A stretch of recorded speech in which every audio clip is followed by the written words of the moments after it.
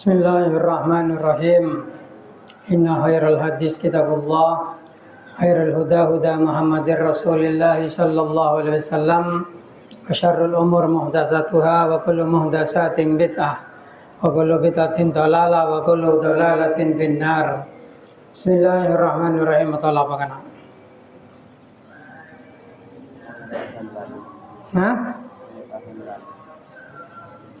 Bismillahirrahmanirrahim. Wa yatahallalu janiku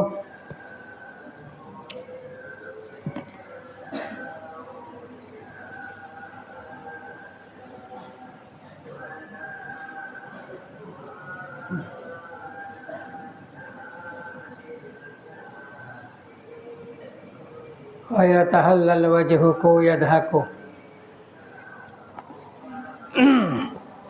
Bismillahirrahmanirrahim. Hari cerita hadis yang panjang yang menceritakan tentang kisahnya Dajjal. Jadi Dajjal itu kalau diurut dari depan itu, Kanjeng Nabi itu bercerita tentang Dajjal pada satu pagi. Kemudian ceritanya Kanjeng Nabi itu sangat-sangat nyata. Seakan-akan Dajjal itu ada di situ. Sampai beberapa orang sahabat itu merasa ketakutan. Gitu. Setelah selesai, Kanjeng Nabi itu kemudian berkata kepada para sahabat bahwasanya bukan Dajjal yang mengkhawatirkan kepada saya. Karena kalau Dajjal itu keluar ketika saya ada, maka saya yang akan menjadi hujjah melawan Dajjal itu. Tapi kalau Dajjal itu keluar sedangkan saya sudah tidak ada di antara kalian, maka semua orang itu harus bertanggung jawab kepada dirinya sendiri untuk melawan Dajjal. Gitu. Wallahu khalifati, sedangkan Allah adalah pengganti saya ala kulli muslimin kepada setiap orang Islam. Jadi Dajjal itu pemuda yang keriting. Jadi rambutnya keribu. Matanya muntul keluar. Seperti Abdul Uzza bin Qattan. Jadi dulu ada orang namanya Abdul Uzza bin Qattan, itu orangnya keriting, matanya muntul. Faman adrakahu minkum falyaqra alaihi fawati suratul kahfi. Barang siapa ketemu dengan Dajjal dari kalian semua, bacalah awal dari surat Al-Kahfi. Pembuka dari surat Al-Kahfi. Dajjal itu kharijun khullata baina Syam wal Irak. Keluar dari suatu lorong di antaranya Syam dan Irak. Kemudian Dajjal itu akan mengembara di atas bumi. Maka kalian semua harus cek-cek cepon Kanjeng Nabi, karena Dajjal itu sakti. Dajjal itu hebat. Dajjal itu punya kesaktian dan punya kemampuan yang hebat. Qulna ya Rasulullah wa ma lubsu fil ardi. Sahabat bertanya, kapan Dajjal itu ada di muka bumi ya Allah, selama apa? Nabi menjawab arba'una yauman, 40 hari. Tetapi satu hari seperti setahun, yang satu hari seperti sebulan, dan satu hari seperti satu minggu. Lalu sisanya seperti sehari kalian semua. Jadi kalau ditambahkan setahun, sebulan, seminggu, dan sisanya seperti hari yang biasa. Itu dijumlahkan itu. Selama itu Dajjal nanti berjalan-jalan di atas bumi. Itu. Kemudian sahabat bertanya lagi, qulna ya Rasulullah fadzalikal yaumal ladzi kasanatin atakfina fi sholatu yaumin. Di dalam sehari yang seperti setahun, apakah cukup kalau kita sholat sehari? Sehari 5 waktu. Sedangkan sehari seperti setahun lamanya, apakah cukup sholat dalam satu hari? Alias dalam setahun itu sholat hanya 5 kali. Nabi menjawab, la, tidak boleh, uqduru lahu qadroh. Ini yang dijadikan patokan oleh orang ahli fikih, di mana kalau hari itu tidak normal, maka harus dikira-kirakan menjadi hari yang normal. Termasuk dalam masalah puasa.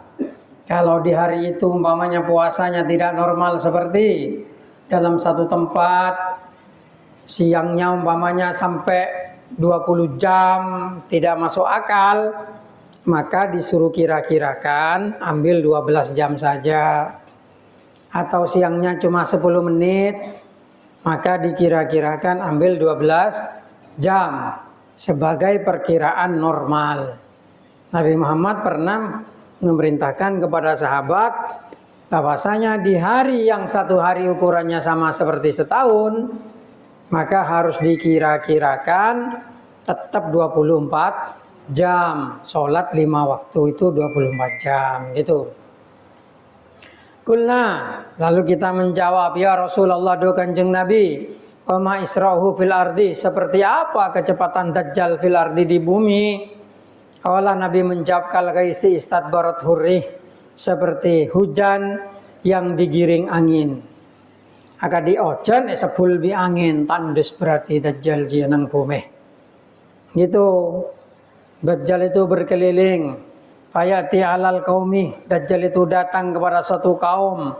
Fayad'uhum, lalu Dajjal mengajak kepada kaum itu untuk beriman kepada Dajjal. Fayu'minu nabihi, lalu kaum itu beriman kepada Dajjal. Fayastajibuna, dan sama-sama tunduk kepada Dajjal. Fayamurus sama, maka Dajjal memerintahkan kepada langit fatam turuh, akhirnya langit bisa hujan. Wal ardu, memerintahkan kepada bumi fatumbitu, bumi bisa tumbuh. Itu saktinya Dajjal seperti itu. Jadi Dajjal memerintahkan kepada langit, langit bisa hujan. Memerintahkan kepada bumi tumbuhlah bumi itu. Itu kesaktiannya Dajjal itu. Makanya orang yang sakti bukan patokan orang itu benar. Karena bisa jadi orang itu seperti Dajjal. Kebenaran itu patokannya hanyalah Allah Subhanahu wa Ta'ala. Kalau ada orang sakti bisa terbang, bisa melayang, bisa masuk ke bumi, bisa bernafas dalam air, itu bukan bukti kebenaran. Karena iblis lebih sakti lagi. Dajjal sakti. Cuko lebih sakti. Kalau cuko bisanya berdalam aing, mano bisa ngeber. Jadi jangan gantungkan kebenaran itu kepada keajaiban. Kalau yang dikatakan bertentangan dengan Al-Quran, bertentangan dengan hadis, maka tetap itu tidak bisa diikuti. Karena kebenaran itu mutlak milik Allah Ta'ala. Loh, Dajjal kok bisa? Karena dengan Allah Ta'ala Dajjal dijadikan ujian untuk menguji iman da Allah Ta'ala apa iman ke kesaktian. Untuk menguji iman da Allah Ta'ala apa iman ke Dajjal. Gitu. Makanya harus hati-hati. Kalau orang apalagi di internet sekarang sering ditunjukkan tentang hal-hal menakjubkan. Kemudian ngajak, kalau kamu ingin seperti saya ngobati orang langsung sembuh. Ikut aliran saya. Tidak usah sholat, cukup niat.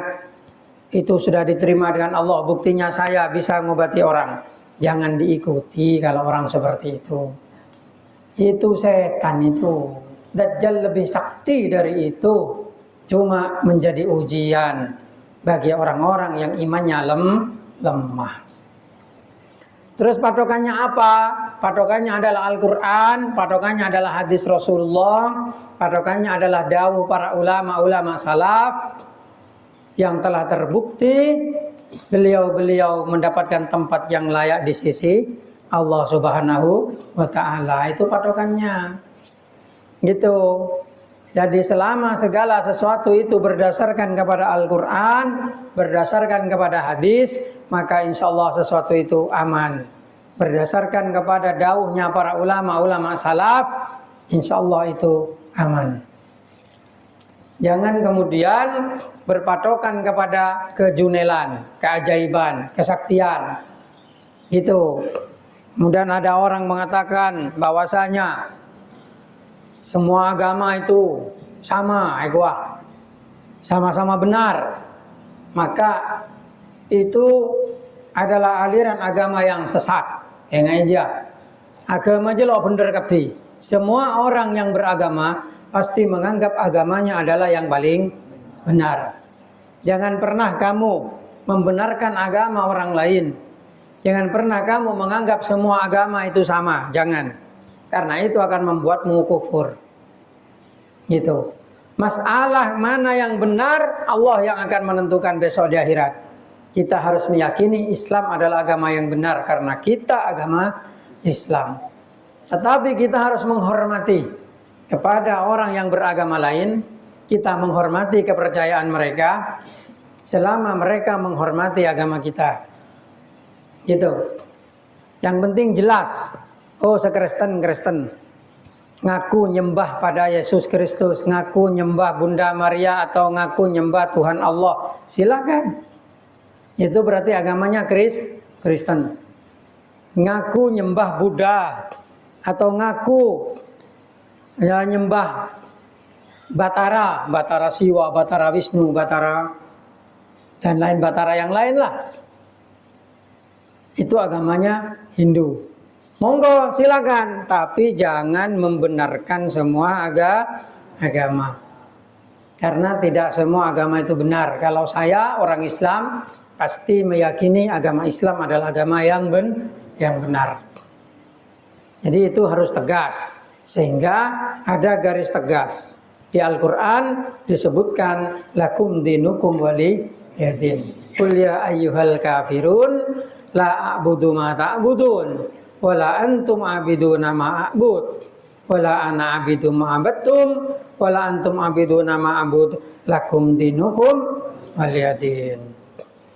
Oleh karena itu orang Islam harus bangga dengan agamanya. Jangan sampai ajaran Islam dijelek-jelekkan lalu kamu diam. Jangan. Ajaran Islam apa saja termasuk hukum Islam seperti hukum kisos. Seperti hukum-hukum Islam yang lain. Jangan sampai dijelek-jelekan orang meskipun itu tidak dikerjakan di Indonesia. Gitu. Saya kalau ada orang lalu bilang bahwasanya hukum Islam itu hukum yang kejam, saya pasti protes. Karena hukum Islam menurut saya adalah hukum yang paling ideal. Orang membunuh dibunuh, insya Allah aman. Kalau di Indonesia orang membunuh paling dihukum kurungan. Kadang kalau orangnya kuat punya kekuasaan loyokom.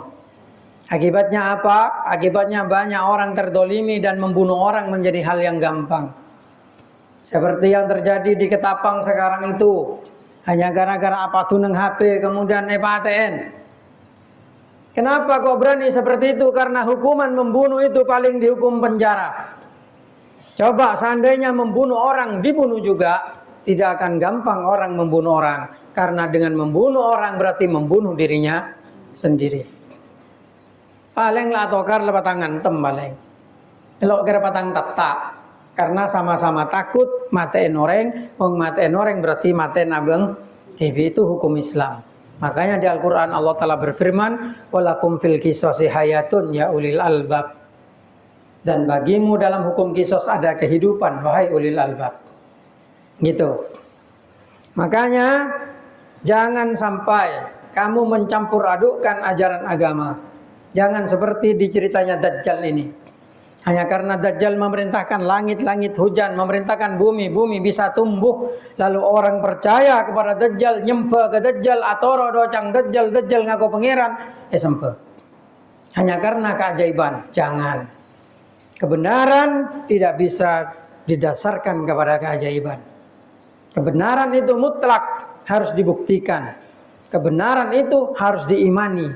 Seperti kita beriman kepada Allah melalui baginda Nabi besar Muhammad sallallahu alaihi wasallam. Mangkan orangnya kutu banyak maca sholawat. Dia kanjeng Nabi. Karena inti dari keimanan itu ada di Nabi Muhammad. Kamu kenal Tuhan tidak melalui Nabi Muhammad, berarti kamu tidak Islam. Di dalam Islam ada dua syahadat, kalimat syahadat asyhadu an la ilaha illallah wa asyhadu anna Muhammadar Rasulullah, dua kalimat syahadat. Kamu bersyahadat pakai satu syahadat saja, asyhadu an la ilaha illallah, tapi tidak wa anna Muhammadar Rasulullah, tidak sah Islam kamu. Kamu nyembah Allah, kamu nyembah Tuhan yang Maha Kuasa, kamu nyembah Tuhan yang Maha Satu, tapi tidak beriman kepada Nabi Muhammad, tidak beramal seperti syariat Nabi Muhammad, tidak sah Islam kamu itu. Tidak sah. Gitu. Banyak orang nyembah Allah Ta'ala karena bahkan orang Hindu pun kalau kita jujur mereka menyembah Sang Hyang Widiwasa, Sang Hyang Widi, Sang Hyang, Sang yang Tuhan, Hyang yang satu, Widi satu, Wasa yang Maha Kuasa. Itu Allah. Orang Buddha juga percaya bahwasanya ada zat yang Maha Kuasa, satu-satunya di bumi yang menciptakan segalanya. Orang Taoisme percaya kepada yang namanya Tao. Tao itu adalah pencipta segalanya, yang menciptakan langit dan bumi, yang menciptakan hukum dan menciptakan manusia dan semuanya. Itu yang disembah oleh orang-orang Taoisme. Ada Konfusianisme, aliran di Cina, yang juga percaya kepada Tuhan yang satu. Dan banyak aliran-aliran kelompok ketuhanan nyembah Allah Ta'ala kena. Tapi semuanya tidak dinamakan Islam karena tidak melalui Nabi. Semuanya hanya menyembah, menemukan sendiri keberadaan Tuhan, lalu menyembah kepada Tuhan, tapi tidak ikut kepada apa yang disampaikan oleh Nabi. Maka dari itu, orang itu untuk Islam butuh dua kalimat syahadat. Sama seperti ini orang percaya kepada Dajjal itu hanya karena keajaiban. Kalau ini memang percaya kepada Dajjal, bukan percaya kepada Allah, maka kafirlah itu. Walaupun Dajjal mampu menunjukkan keajaiban, Dajjal mampu menunjukkan kesaktian yang sangat-sangat hebat, jangan jadikan itu kebenaran. Bismillahirrahmanirrahim. Oleh karena itu, di akhir zaman nanti kita harus betul-betul berhati-hati. Karena dari cerita yang ada ini berarti besok akan ada orang yang betul-betul sakti. Bisa terbang, bisa melayang, bisa menumbuhkan tumbuhan dari tanah langsung. Kak bungkan neng sabe tuding cret bisa tumbuh cret langsung dadi wong raja. Hujan tuding langsung ojon cret langsung muncul, bisa ojon tajin umpamanya dari langit. Lalu mengatakan saya ini Tuhan. Ada besok. Sekarang kan belum ada. Karena sekarang masih zaman teknologi. Besok kalau sudah waktunya teknologi itu akan rusak. Orang tidak akan bisa menggunakan teknologi. Gitu. Di zamannya akan seperti itu. Sekarang masih pakai teknologi HP ini semua masih guna. Sekarang sudah Pakistan India perang, Ukraina Rusia perang, Israel Palestina perang.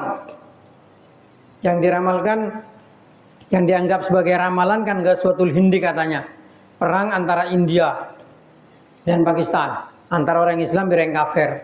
Nanti golongannya orang kafir akan membela India, orang Islam akan membela Pakistan.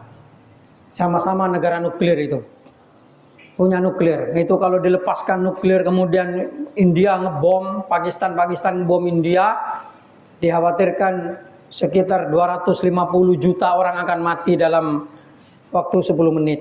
10 menit 250 juta orang mati. Kita pakai bom dia. Apalagi kalau Amerika ngocol bom EMP, Electronic Magnetic Pulsar, yang kemarin dicoba di Bali, sebali mati kabeh listrik. Ya kemarin pernah tahu. Itu sebelum di Bali mati kabeh, di Meksiko itu mati kabeh. Kemudian di negara apa itu mati kabeh, percobaan mesin untuk matiin alat elektronik seluruh dunia. Konsekuensinya apa? Wong yocol pesawat gugur kabeh karena mati kabeh mesin. Sepeda motor senganggo mesin tit di mati kabeh lagi. Mobil senganggo komputer mati kabeh. Sak jalan geledek, becak. Selok nganggo elektronik dok, itu yang akan jalan itu. Sepeda motor tua, selok pakai komputer itu yang akan jalan. Itu ramalannya begitu, walaupun itu tidak akan terjadi dalam 2-3 tahun lah. Tapi kita harus berhati-hati ke depannya. Ini sudah zaman akhir.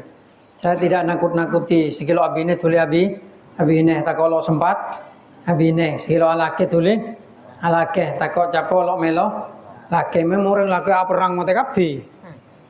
Akhirnya yang tersisa perempuan-perempuan besok 1:40 itu dihadiskan ada. Gitu. Naudzubillah. Bismillahirrahmanirrahim. Jadi yang namanya Dajjal itu sakti. Gitu, bisa memunculkan ini, bisa sampai di sini fataruhu alaihim sarihatuhum. Dan kemudian peta pertanian mereka itu wah, muncul semuanya. Atwalama kana duro. Benih-benih yang ditanam itu wah, keluar semua dengan itu ding Dajjal. Dajjal punya kemampuan menyuburkan tanaman, menumbuhkan tanaman. Wa asbabuhu duruan. Sapi-sapi yang diperah, sapinya deras, banyak mengandung susu. Itu. Wa amadduhu khawasir, lempo sapi nak bibi Dajjal itu ding bisa lempo. Itu ding bisa subur, suding mah itu kesaktinya Dajjal. Atqala wa amadu khawasir. Kemudian Dajjal yati al-qauma fayatuhum. Dajjal pergi ke satu kaum fayatuhum lalu mengajak kepada kaum itu fayarudduna lalu ditolak dengan kaum itu. Kaulahu kepada ucapan Dajjal fayan sorifu anhum lalu Dajjal pergi dari situ fayusbihina mumlihin lalu kaum itu menjadi miskin. Masan orang lo atau Dajjal ngajak kaum dia tolak langsung pegersang di sana. Aeng petade kapungkaan pegeger kabeh. Pokoknya pegersang lo bisa tombu mumlihin. Sekocak mumlihin neng jeja gersang akadi ekole buje. Lo bisa tombu apa-apa. Laisa bi aidihim syai'un, tidak punya sesuatu di tangan mereka min amwalihim dari harta-harta mereka. Itu Dajjal itu punya kekuasaan seperti itu. Tapi Dajjal ya. Dajjal, jangan sampai kamu iman kepada Dajjal. Ya kayak sekarang tuh kalau menurut sebagian orang mengatakan yang dimaksud dengan Dajjal itu Amerika. Di mana itu Amerika lewat ngajak kalau diikuti disuburkan dengan Amerika, diberi fasilitas ini.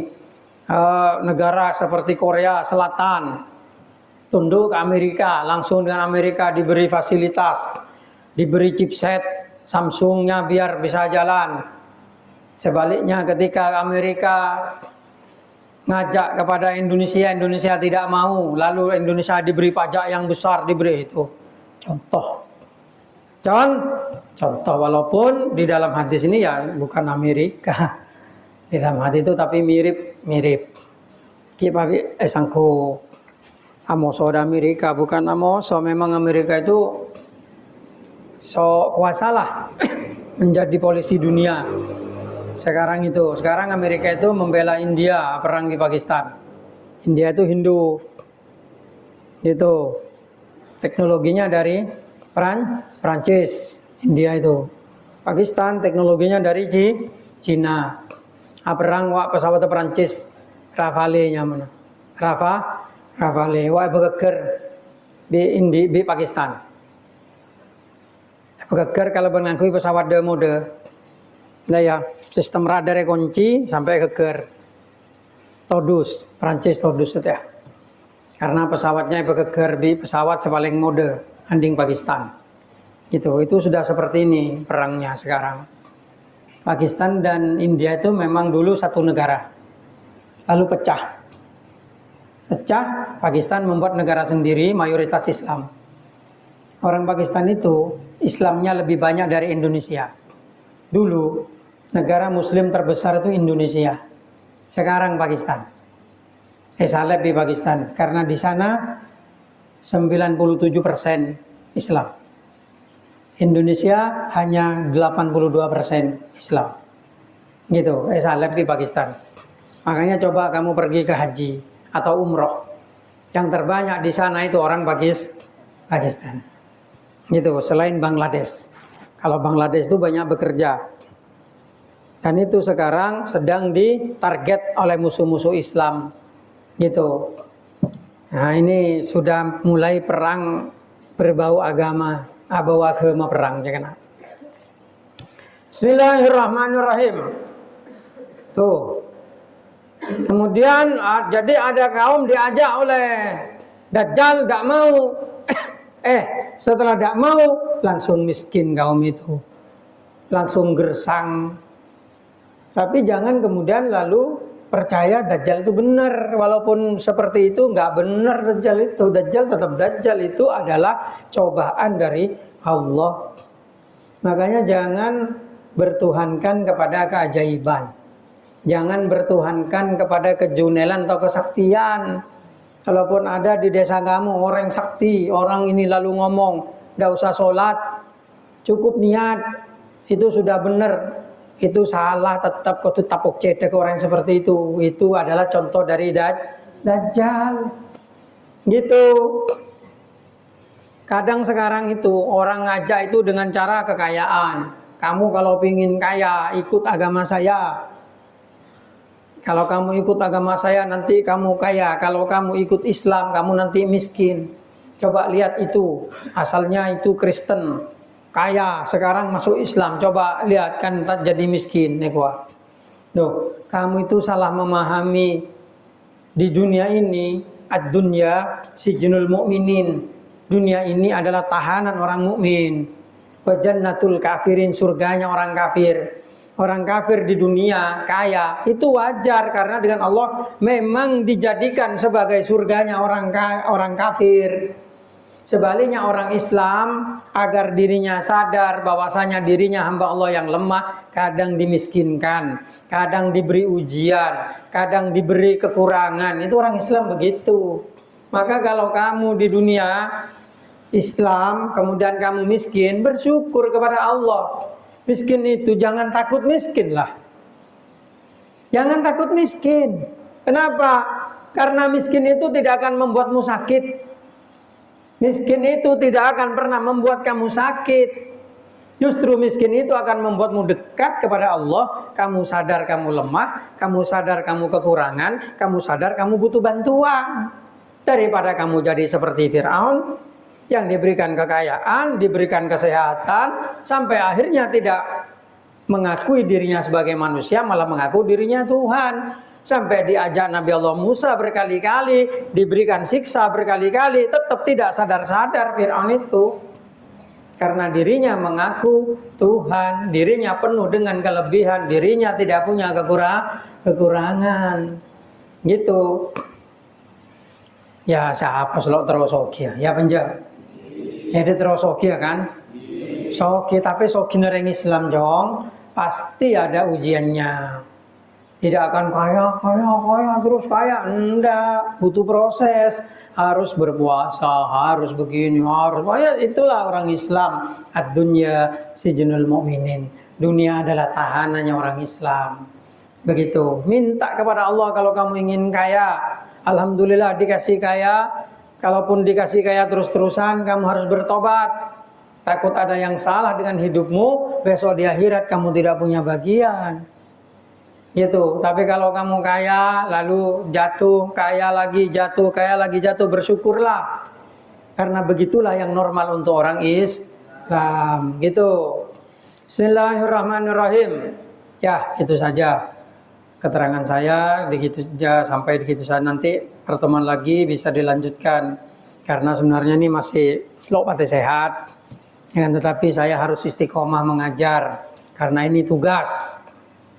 Tugas kamu kalau ingin sukses, istiqomah. Menghafal, ingin hafal, baik hafalan Quran, istiqomah, menghafalkan dalam waktu yang sama dengan bagian yang sama. Jadi mau terus cepat hafal alfiah, umpamana.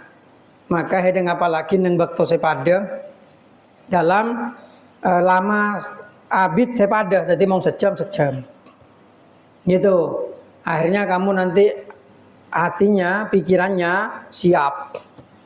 Allah Ta'ala juga siap. Ketika kamu istiqomah dengan Allah Ta'ala, tatanazzalu alaihimul malaika alla tahfu wa la tahzanu. Coba lihat di Al-Quran itu ya. Ayat istiqomah. Apa Bron? Ya? Dia mau kena sapal Quran, sengapal lagi Quran jadi emak. Tsumastaqamu dero.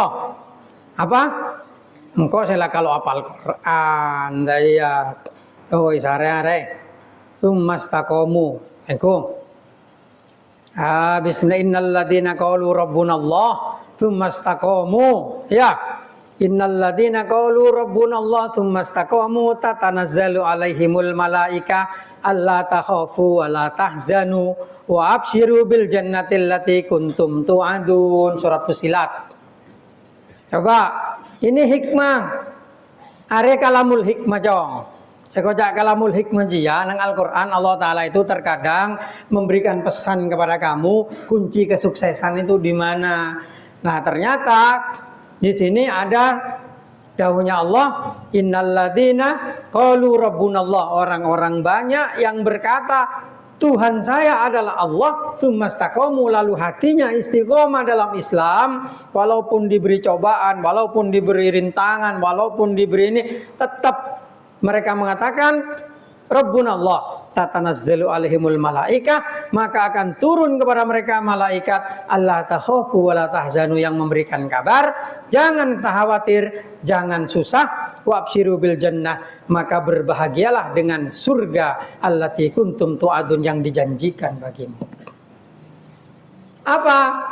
Jadi orang kalau istiqomah ditolongin malaikat. Kamu yang asalnya ngafalkan Quran sulit, kamu yang asalnya ngafalkan Alfiyah sulit, kalau kamu istiqomah tatanazzalu alaihimul malaikah, akan turun malaikat membantu hafalan kamu, membantu bacaan kamu. Nah, wa absyiru bil jannah gitu. Allah takhafu wala tahzanu. Itu istiqomah. Jadi orang mau ngalakoh istiqomah, tiap jam 6 pagi berangkat, tiap jam 7 pagi dibuka tokonya, istiqomah dalam waktu yang sama, maka tatanazzalu alaihimul malaikah, akan diturunin malaikat untuk membantu kesuksesannya. Ngerti? Ngerti? Gitu. Bismillahirrahmanirrahim. Ya itu hikmah tentang istiqomah.